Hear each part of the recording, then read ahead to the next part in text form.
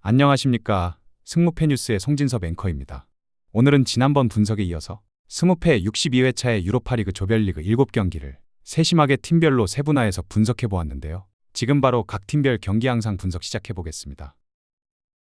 첫 번째 경기는 미투일란과 슈투룬그라츠의 맞대결입니다. 먼저 미투일란입니다.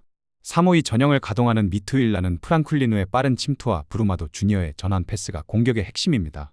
빌링은 하프스페이스에서 날카로운 마무리를 더하며 홈팬들의 열띤 응원과 압박 강도로 경기 전체 분위기를 지배할 수 있습니다. 이어지는 스트럼 그라츠입니다. 431이 전형을 쓰며 자타의 제공권과 키테슈빌리의 중원 조율이 팀의 장점입니다. 하지만 수비진의 연이은 부상 공백, 그리고 장거리 원정으로 인한 피로 누적이 뚜렷한 약점으로 작용할 수 있습니다. 결국 오늘 경기는 홈팀 미투일란이 전술과 체력 그리고 환경적인 이점을 모두 확보한 상황입니다. 반면 스트럼 그라츠는 부상과 원정 피로로 인해 경기 후반 집중력이 흔들릴 가능성이 높습니다. 이어지는 경기입니다. 디나모 자그레브와 페네르바체의 맞대결을 짚어보겠습니다. 먼저 디나모 자그레브입니다. 4231 전형을 쓰는 자그레브는 드레나 벨료가 최전방에서 제공권과 연계 플레이를 담당하며 중심을 잡습니다. 스토이코비치는 측면 돌파와 컷백 패스로 활로를 열고 류비치치는 중원에서 볼 간수와 전진 패스로 공수 연결 고리를 맞습니다. 다만 피에르 가브리엘과 토렌테의 부상 공백으로 수비 안정감이 흔들릴 수 있습니다. 결국 자그레브는 벨료와 스토이코비치를 중심으로 한 단순하지만 직선적인 공격 패턴에 의존할 가능성이 큽니다. 다음은 페네르바체입니다. 역시 4231 전형으로 나서며 엔네시리가 박스 안 움직임과 제공권 장악에서 강점을 드러냅니다. 아센시오는 좌우를 오가며 유연한 스위칭 플레이와 중거리 슈팅으로 위협을 가합니다. 프레드는 중원에서 왕성한 활동량으로 압박과 볼 배급을 동시에 수행하지만 지나친 부담이 쌓이면 전환 속도가 늦어질 수 있습니다. 엘마즈와 머칸, 모어와 탈리스카의 부상은 벤치 깊이를 크게 약화시켜 전술적 변화를 주기 어렵게 만듭니다. 따라서 페네르바체 역시 엔네시리와 아센시오의 스위칭 패턴이라는 플랜 A를 고수할 것으로 보입니다. 결국 이번 경기는 양팀 모두 단조로운 공격 패턴을 반복하며 공방을 주고받을 가능성이 큽니다. 자그레브는 홈의 이점을 안고 밀어붙이겠지만 페네르바체도 개인 기량을 앞세워 쉽게 무너지지 않을 것입니다. 따라서 승부의 추가 어느 쪽으로도 기울지 않고 무승부로 끝날 가능성이 높습니다. 이어지는 경기입니다. 베티스와 노팅엄의 맞대결을 살펴보겠습니다. 먼저 베티스입니다. 4231 전형을 가동하며 중앙과 측면을 동시에 활용하는 다채로운 공격 루트를 보여줍니다. 포르날스는 중앙 미드필더 자리에서 메잘라 무브먼트로 하프스페이스를 침투해 공격의 변화를 만들어내고 쿠초에게 결정적인 어시스트를 연결합니다. 리켈맨은 터치 라인을 깊게 파고들며 측면에서 꾸준히 압박을 가합니다. 특유의 기술적 유연성과 침착한 볼 간수 능력으로 노팅엄 풀백들에게 큰 부담을 줄 수 있습니다. 비록 데오사, 이스코, 루이발이 결장하지만 포르날스와 리켈메의 움직임만으로도 충분히 공격 활로를 열어갈 수 있습니다. 다음은 노팅엄입니다. 역시 4231 전술을 유지하며 중앙과 측면에서 균형을 맞추려 합니다. 우드는 제공권을 활용해 전방에서 마무리에 강점을 보이고 허드슨 오도이는 폭발적인 스피드와 돌파력으로 측면을 흔듭니다. 깁스 화이트는 유연한 연계와 패스를 공급하지만 압박 저항력이 떨어져 전개가 끊기는 장면도 나옵니다. 여기에 아이나, 도밍게스, 허친슨, 진첸코, 무리오까지 동반 부상으로 수비 안정감에 큰 타격을 입었습니다. 특히 베티스의 메잘라 침투와 측면 돌파에 대한 대응력이 부족하다면 수비 라인이 쉽게 무너질 수 있습니다. 결국 이번 경기는 전술적 완성도와 패턴 다변화에서 우위를 점한 베티스가 홈에서 주도권을 가져갈 가능성이 큽니다.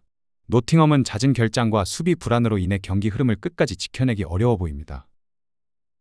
다음 경기입니다. 브라가와 페에노르트의 맞대결을 살펴보겠습니다. 먼저 브라가입니다. 442 전형으로 라인 간격을 유지하며 중원 숫자를 활용해 점유율을 안정적으로 확보합니다. 엘 우아자니는 좌측 채널을 파고들며 직선 돌파와 컷백으로 위협적인 장면을 자주 만듭니다. 나바로 알리아가는 박스 안제공권 장악으로 세트피스와 크로스 상황에서 득점 가능성을 높입니다. 무티뉴는 볼 배급과 전환 속도를 조율하며 경기 리듬을 지배합니다. 비록 일부 자원이 부상으로 빠졌지만 중원 핵심 자원들의 출전으로 주도권에는 큰 흔들림이 없습니다. 이어서 페에노르트입니다. 433 전형으로 전방 압박과 빠른 전개를 노리지만 이번에는 중심축이 흔들린 상황입니다. 우에다는 타겟 플레이와 문전 마무리의 강점을 지녔지만 전방 지원이 늦으면 고립됩니다. 하지 무사는 박스 근처에서 개인 돌파로 변수를 만들 수 있으나 역시 고립될 경우 효과가 반감됩니다. 스테이는 연계와 침투 타이밍이 날카롭지만 황인범의 이탈로 전방 배급이 원활하지 않아 강점을 살리기 어렵습니다. 부상자가 늘어나며 전술 완성도 자체가 급격히 떨어졌습니다. 이번 경기는 브라가가 중원 싸움에서 확실한 우위를 점할 가능성이 큽니다. 볼 전개 속도와 세트피스 집중력, 여기에 홈 이점까지 더해져 경기 흐름을 리드할 전망입니다. 페에노르트는 개인 돌파로 변수를 만들 수 있지만 전력 손실에 공백이 후반으로 갈수록 크게 드러날 것입니다. 이어지는 경기입니다. 츠르베나 지베지다와 셀틱의 맞대결을 살펴보겠습니다. 먼저 지베지다입니다. 4-2-3-1 전형으로 나서며 아르나우토비치는 피지컬과 제공권을 활용해 박스 안에서 확실한 존재감을 보여줍니다. 라도니치는 측면에서 중앙으로 파고드는 인버티드 돌파와 인프런트 슈팅으로 셀틱의 측면 수비를 크게 흔들 수 있습니다. 카타이는 전방과 이선을 오가며 연계와 패스 전개를 책임지고 세컨볼 처리로 공격 흐름을 끊임없이 이어갑니다. 결국 지베지다는 공격 루트를 명확히 구축해 홈에서 초반부터 강하게 몰아칠 수 있습니다. 이어서 셀틱입니다. 4-3-3 전형으로 나서며 이헤아나초는 박스 안 위치 선점과 마무리 능력으로 위협을 가합니다. 마에다는 왕성한 활동량으로 전방 압박과 측면 침투를 동시에 시도하지만 지원이 제한적입니다. 맥그리거는 중원에서 경기 조율을 맡지만 수적 열세 상황에서는 압박 탈출에 어려움을 겪습니다. 랄스턴, 트러스티, 조타, 존스턴 등 다수의 핵심 자원이 빠지며 수비 라인과 공격 연계 모두에서 불안이 드러납니다. 그래서 원정에서는 밸런스를 유지하기 어려운 흐름이 반복될 가능성이 큽니다. 이 경기는 라도니치의 인버티드 돌파와 아르나우토비치의 제공권을 앞세운 지베지다가 주도권을 가져갈 전망입니다. 반대로 셀틱은 전력 공백과 수비 균열로 경기 후반 갈수록 추가 실점을 허용할 위험이 큽니다. 따라서 홈 이점과 전술적 완성도를 감안하면 지베지다가 확실히 유리합니다. 다음 경기입니다. 니스와 AS 로마의 맞대결을 살펴보겠습니다. 먼저 니스입니다. 3-4-3 전형으로 나서며 모피는 최전방에서 포스트 플레이와 제공권으로 중심을 잡습니다. 하지만 지원이 늦으면 고립될 위험이 있습니다. 디옵은 측면에서 드리블 돌파와 컷백으로 변화를 주며 순간적인 스피드로 상대 라인을 흔듭니다. 부다위는 활동량을 바탕으로 중원 템포를 조절하지만 압박을 받으면 볼 간수의 한계가 드러납니다. 문제는 압둘모님, 단테, 은다이시미에, 은돔벨레, 쿨리발리, 압디 등 핵심 자원들이 줄줄이 부상으로 이탈해 전력 구성이 제한적이라는 점입니다. 결국 니스는 공격보다는 후방 안정에 치중할 가능성이 큽니다. 이어서 로마입니다. 역시 3-4-3 전형으로 나서며 퍼거스는 왕성한 활동량과 전진 패스로 팀 공격의 리듬을 이끕니다. 펠레그리니는 세트피스와 전방 패스에서 강점을 보이며 경기 내내 중원의 중심축을 맡습니다. 코네는 박스 근처에서 기동력 있는 움직임으로 기회를 노리지만 고립될 경우 영향력이 제한됩니다. 로마 역시 보브, 디발라, 피실리, 바스케스 라치, 웨슬리, 베일리, 발단치까지 대거 부상으로 전력이 크게 약화된 상태입니다. 그래서 로마도 수비 조직을 우선적으로 세우며 신중하게 경기를 풀 가능성이 높습니다. 양팀 모두 3백 전술을 기반으로 하지만 대거 부상으로 전술적 유연성이 크게 제한된 상황입니다. 공격 전개가 매끄럽지 못하고 안정적인 운영에 집중할 수밖에 없어 득점 기대치가 낮습니다. 따라서 이 경기는 답답한 공방 속에서 무승부로 귀결될 가능성이 큽니다. 마지막 경기 말메와 루도고레츠의 맞대결을 살펴보겠습니다. 먼저 말메입니다. 4-4-2 전형을 유지하며 전방에서 확실한 타깃 플레이를 구축합니다.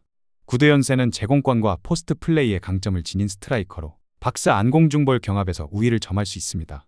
학사바노빅은 좌측에서 드리블과 크로스로 활로를 열고 구드연센을 향해 날카로운 크로스를 공급합니다. 연세는 왕성한 활동량과 연계로 세컨드 볼을 지배하며 전방 압박과 중거리 슈팅 옵션까지 제공합니다. 비록 보테임과 시구르드손이 빠졌지만 크로스와 구드연센의 헤더라는 명확한 패턴으로 상대 수비를 흔들 수 있습니다.